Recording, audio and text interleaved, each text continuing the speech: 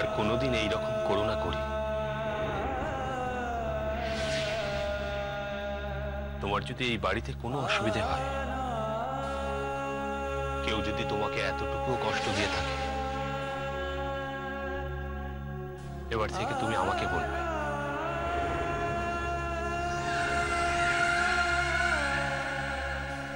কেউ বলবে তো?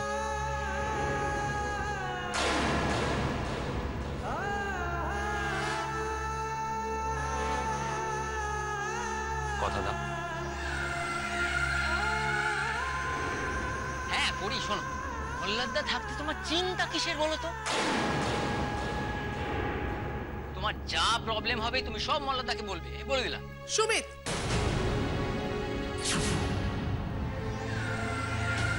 না না পিসিমা, আমি বলছিলাম কি যে তুমি একটা কথাও বলবে না। বলবে না মানে বলবে না। আচ্ছা। কেন মীরা? ও তো ঠিক কথাই বলেছে। করিম, কিছু হলে অন্তত আমাকে বলো, এইরকম ভাবে বাড়ি চলে যাওয়ার জন্য জেদ করো না।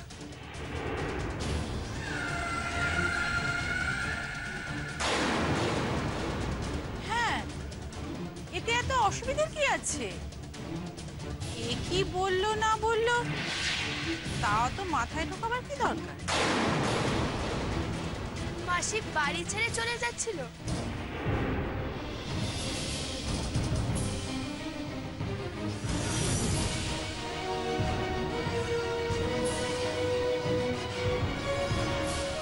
হ্যাঁ তাই তো বলছে।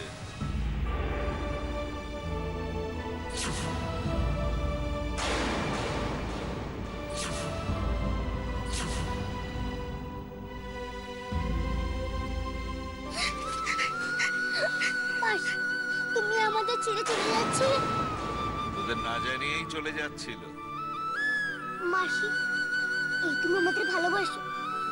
যদি তুমি আমাদের না ভুলে চলে যেত, আমরা যে কষ্ট পেতাম তার কি হতো মাসি? না চিনি, আমি তোমাদের ছেড়ে কোথাও যাব না। আমি এখানেই থাকবো, এখানেই থাকবো আমি।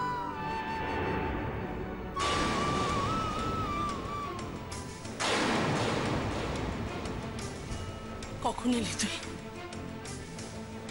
উনি যখন দিদির মাথায় হাত দিয়ে প্রতিজ্ঞা করছিলেন তখন।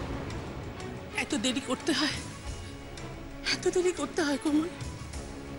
আর একটু আগে আসতে পারলি না? তাহলে নিজের সর্বনাশটা আটকাতে পারতিস। সোনামা, ডাক্তারবাবু তো আসার কথা ছিল, উনি আসেননি?